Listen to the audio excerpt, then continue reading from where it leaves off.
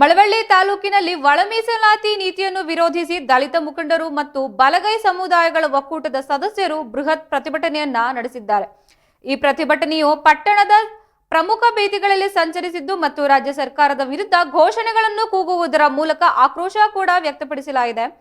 ಪ್ರತಿಭಟನಾ ಮೆರವಣಿಗೆಯು doctor BR Ambedkar ಪ್ರತಿಮೆಯಿಂದ ಪ್ರಾರಂಭವಾಗಿದ್ದು ಅಲ್ಲಿಂದ ಪ್ರತಿಭಟನಾಕಾರರು ಮುಖ್ಯ ರಸ್ತೆಗಳ ಮೂಲಕ ಸಾಗಿ ಸರ್ಕಾರದ ನೀತಿಗಳ ವಿರುದ್ಧ ತಮ್ಮ ಅಸಮಾಧಾನವನ್ನು ಹೊರಹಾಕಿದ್ದಾರೆ. ನಂತರ ಪ್ರತಿಭಟನಾಕಾರರು ತಹಶೀಲ್ದಾರ್ ಕಚೇರಿಗೆ ತೆರಳಿ ಮನವಿ ಸಲ್ಲಿಸಿದ್ದು ತಮ್ಮ ಬೇಡಿಕೆಗಳನ್ನು ಈಡೇರಿಸುವಂತೆ ಒತ್ತಾಯಿಸಿದ್ದಾರೆ. ಪ್ರತಿಭಟನೆಯಲ್ಲಿ ಮಾತನಾಡಿದ ದಲಿತ ಮುಖಂಡ ಕಾಂತರಾಜು, ರಾಜ್ಯದಲ್ಲಿ ದಲಿತರ ಮೇಲಿನ ದೌರ್ಜನ್ಯಗಳು ಹೆಚ್ಚಾಗುತ್ತಿವೆ ಎಂದು ಆರೋಪಿಸಿದ್ದು, ಮಹಿಳೆಯರ ಮೇಲಿನ ಅತ್ಯಾಚಾರ ಮತ್ತು ದಲಿತರ ಮೇಲಿನ ಹಲ್ಲೆ ಪ್ರಕರಣಗಳು ಹೆಚ್ಚಾಗುತ್ತಿದ್ದರೂ ದಲಿತರಿಗೆ ಯಾವುದೇ ರಕ್ಷಣೆ ಸಿಗುತ್ತಿಲ್ಲ ಎಂದು ವಿಷಾದಿಸಿದ್ದಾರೆ.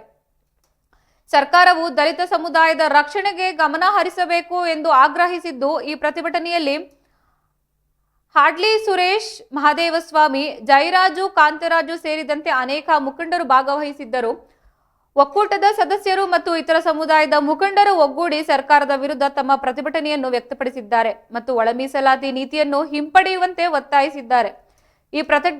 ಈ ಪ್ರತಿಭಟನೆಯು ಸ್ಥಳೀಯವಾಗಿ ಸಾಕಷ್ಟು ಚರ್ಚೆಗೆ ಗ್ರಾಸವಾಗಿದೆ.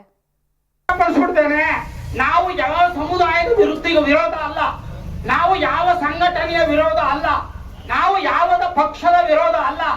ಸಿದ್ದರಾಮಯ್ಯ ಧಿಕ್ಕಾರ ಅಂತ ಹೋಗಿರ್ತಕ್ಕಂಥ ಸರ್ಕಾರವನ್ನ ಗಮನದಲ್ಲಿಟ್ಟುಕೊಂಡು ನಮ್ಗಾಗಿರೋ ಅನ್ಯಾಯ ದುರಿತ ಬಗ್ಗೆ ನಾವು ಘೋಷಣೆಯನ್ನು ಕೂಗ್ತಾ ಇದ್ದೀವಿ. ಇದನ್ನ ಸ್ಪಷ್ಟೀಕರಿಸ್ತಾ ಇದ್ದೀವಿ. ಕ್ರೈಮ್ ಬ್ಯೂರೋ ಪ್ರಕಾರ, ಪೊಲೀಸ್ನ ರೆಕಾರ್ಡ್ ಪ್ರಕಾರ ನಮ್ಮ ದೇಶದಲ್ಲಿ ನಮ್ಮ ಸಮುದಾಯದವರಿಗೆ ಪ್ರತಿ 18 ನಿಮಿಷಕ್ಕೆ ದೌರ್ಜನ್ಯ ಆಗ್ತಾ ಇದೆ. ಒಂದು ವಾರಕ್ಕೆ ನಮ್ಮ ದಲಿತ ಮಹಿಳೆಯ ಮೇಲೆ 13 ಜನ ಹೆಂಗಸರ ಮೇಲೆ ಅತ್ಯಾಚಾರ ನಡೀತಾ ಇದೆ.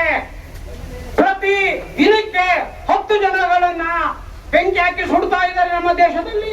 ಇದು ನ್ಯಾಷನಲ್ ಕ್ರೈಮ್ ರೆಕಾರ್ಡ್ ಬ್ಯೂರೋನ ಪ್ರಕಾರ ಪ್ರಸ್ತುತವಾಗಿ ಈಗ ಹಾಲಿ ಇರುವಂತ ವಿಚಾರಗಳು. ಕರ್ನಾಟಕ ರಾಜ್ಯದಲ್ಲಿ ಇವತ್ತು